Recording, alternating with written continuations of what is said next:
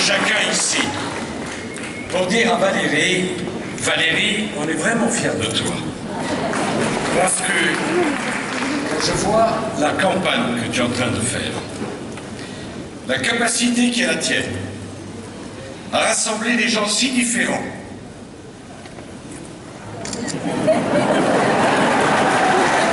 À apaiser des ambitions si multiples, à résister à la campagne odieuse que, comme toujours, les socialistes engagent, sachant qu'ils ne peuvent pas gagner, ils veulent faire perdre tout le monde. C'est la stratégie des socialistes. Toujours. Et avoir une jeune femme comme toi, courageuse, intelligente, comme leader, ici, dans la première région de France, le combat que tu mènes, c'est bien sûr un combat dans la région Île-de-France. Valérie, c'est un combat national. Parce que c'est la région capitale. Parce que 12 millions de franciliens, quand un bulletin à mettre dans l'urne, personne ne peut contester que c'est un choix politique élevé. J'ajoute que j'aime ta façon de faire de la politique, de t'y consacrer pleinement. Continue, Valérie, à nous appeler en pleine nuit. Continue à nous réveiller si tôt le matin. Parce que tu as l'affaire la plus essentielle du moment, qui est la tienne. J'aime cet engagement qui est le tien. Et je veux dire aussi quelque chose, tu me permettras, plus personnel. J'aime que tu considères que la fidélité, c'est une valeur du renouveau.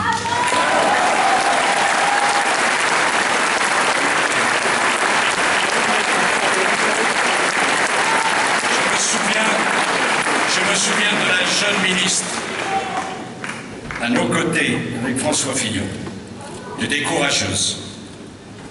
Tu as fait un beau travail, tu peux être fier de l'autonomie des universités. Il y a quelque chose qui me plaît, c'est que jamais tu n'as renié que ce fut l'honneur de ta vie d'être au gouvernement de la République française. C'est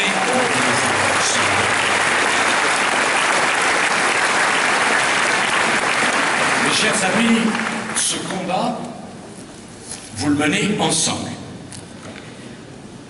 Rien n'est possible sans le rassemblement. Qui ne voit la situation particulière du monde et de notre malheureuse Europe. Jamais autant de tensions identitaires, jamais autant de tentations de division. 7 millions de Catalans qui sont à 2 centimètres, après 5 siècles d'unité, de vouloir manifester leur volonté de détruire l'unité de l'Espagne. L'Espagne, un grand Europe. L'Écosse. Il a fallu le fils de Marie Stuart pour être le premier roi d'Angleterre et d'Écosse. 3 siècles après, près de 1 Écossais sur 2 qui dit on veut casser, on veut partir. Et permettez-moi de vous le dire, cette volonté, cette tentation du repliement identitaire, nous ne devons pas le passer par profit et perte.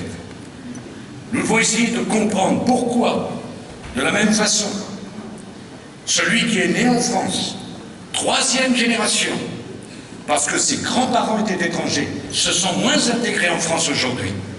Pourquoi celui-là, qui il y a encore quelques années ne brandissait pas son identité, est devenu un identitaire agressif.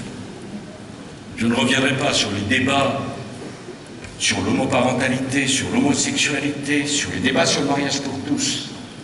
Maintenant, dès qu'on s'adresse à quelqu'un, il croit utile de vous préciser quelle est sa famille, quelle est sa sexualité, quelles sont ses habitudes, quels sont ses comportements. Jamais je n'aurais pu imaginer qu'un jour, la vie politique tomberait à ce niveau d'impudeur, dans le refus de l'intimité.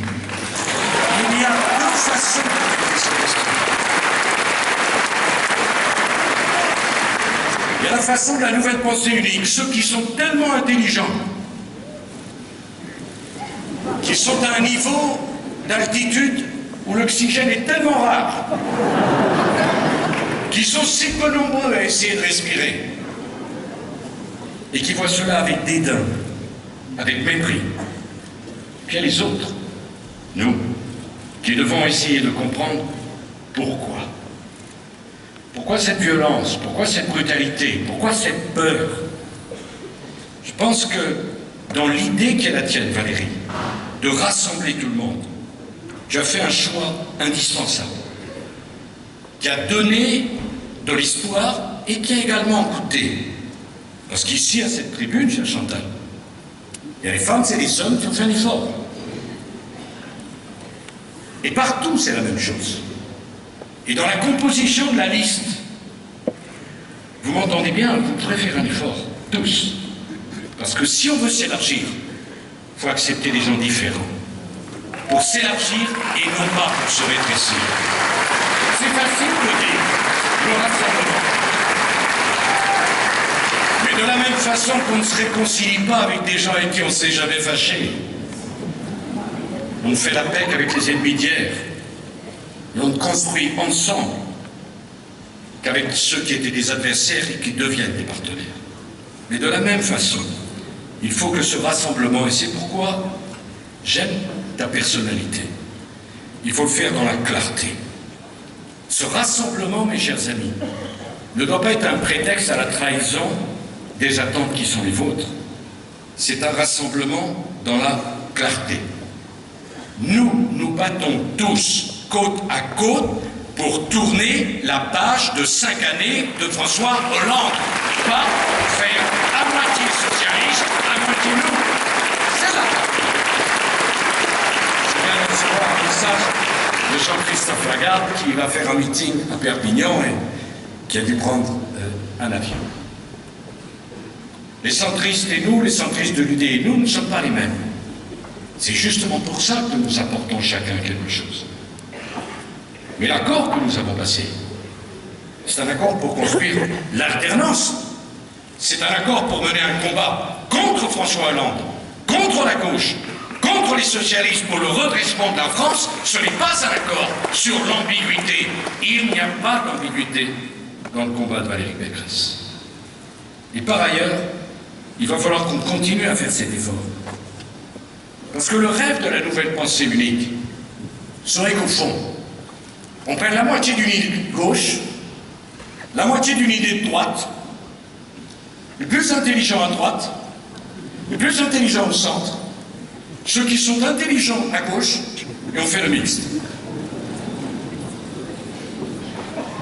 On ne peut pas dire le monde est face à une crise sans précédent et penser que des moitiés de réformes ou des moitiés d'idées peuvent être une réponse à la crise sans précédent à laquelle nous nous trouvons.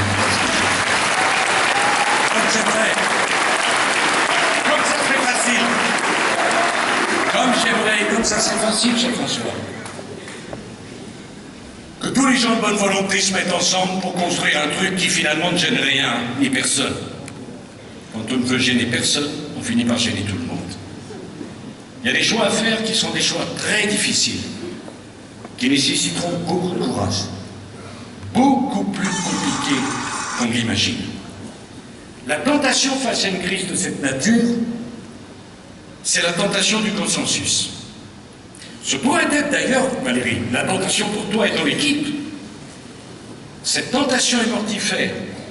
Parce qu'on ne peut pas dire jamais l'Europe n'a connu, jamais la France n'a connu une crise de cette gravité depuis la Seconde Guerre mondiale et se contenter de demi-solutions. Si nous prenons la question angoissante de l'immigration, angoissante, la nouvelle pensée unique voudrait qu'on n'en parle pas. Prononcer le mot immigration, c'est déjà un